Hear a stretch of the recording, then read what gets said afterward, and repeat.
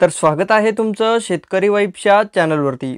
तर मंत्रिमंडळ बैठकीमधील दिनांक 16 सप्टेंबर 2025 रोजी काही महत्त्वपूर्ण निर्णय हे घेण्यात आलेले आहेत, ज्यामध्ये विद्यार्थी असेल, शेतकरी असतील व सूतगिरण्या असतील व इतरही राज्यातील नागरिक असतील यांच्या संबंधी घेतलेले निर्णय आहेत। तर हे महत्त्वाचे निर्णय आहेत आणि हे संक्षिप्त स्वरूपात आहेत। तर हे आपण पाहणार आहोत। याची माहिती ही शासनाने अधिकृतपणे दिलेली आहे। माहिती समजण्यासाठी हा व्हिडिओ शेवटपर्यंत नक्की पहा व माहिती आवडल्यास आपल्या चॅनलला सबस्क्राइब करून या व्हिडिओला एक लाईक नक्की करा। तर चला मग आता आपण पाहूया याविषयीची माहिती। तर तुम्ही पाहू शकता हे आहेत मंत्रिमंडळ निर्णय संक्षिप्त दिनांक 16 सप्टेंबर 2025। तर आता आपण एक एक करून याविषयीची माहिती पाहूया। सुरुवातीला Maharashtra animation visual effects gaming comics आणि ॲक्सिडेंटेड रिॲलिटी धोरण 2025 जाहीर। हे जे धोरण आहे ते देखील जाहीर करण्यात आलेले आहे। त्याचबरोबर सन 2050 पर्यंत नियोजन सुमारे 3268 कोटी रुपयांचा आराखडा यास मान्यता देण्यात आलेली आहे।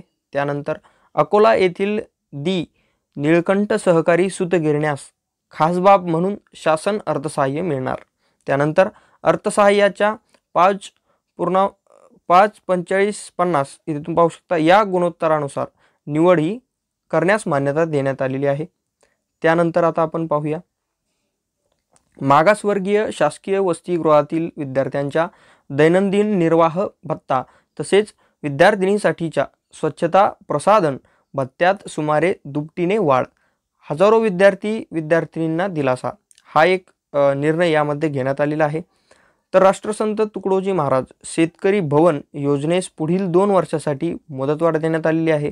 राज्यभरात 116 बाजार समित्यांमध्ये नवीन शेतकरी भवन बांधण्यासाठी व अस्तित्वातील भवनांच्या दुरुस्तीसाठी अशी एकूण रुपये 132 कोटी 48 लाखांचा खर्च विविध ठिकाणी जो आहे तो 79 नवीन शेतकरी भवन उभारण्याचे प्रस्ताव यास मान्यता देण्यात आलेली आहे।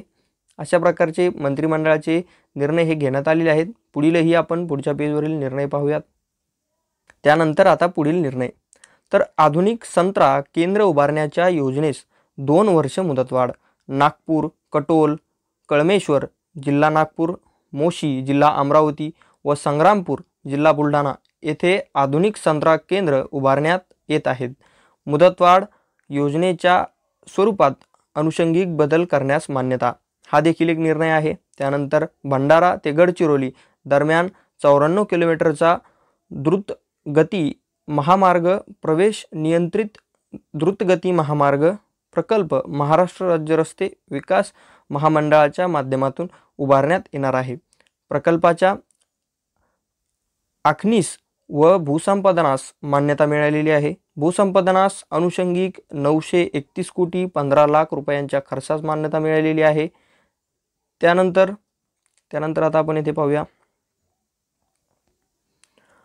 नवीकरणीय ऊर्जा प्रकल्पास उभारणीसाठी संयुक्त उद्यम कंपनी महानिर्मिती व मे सतजलम जलविद्युत निगम ली यांच्या संयुक्त उद्यम कंपनी स्थापन करण्यास मान्यता मिळालेली आहे।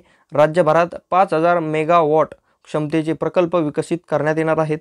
राज्यात पायाभूत सुविधा उपसमितीला मंत्रिमंडळ समितीचा दर्जा, राज्यातील पायाभूत प्रकल्पांबाबत पुढे उपसमिती यापुढे मंत्रिमंडळ समिती म्हणून कामकाज करणार, हा देखील एक निर्णय या मंत्रिमंडळ बैठकीमध्ये घेण्यात आलेला आहे।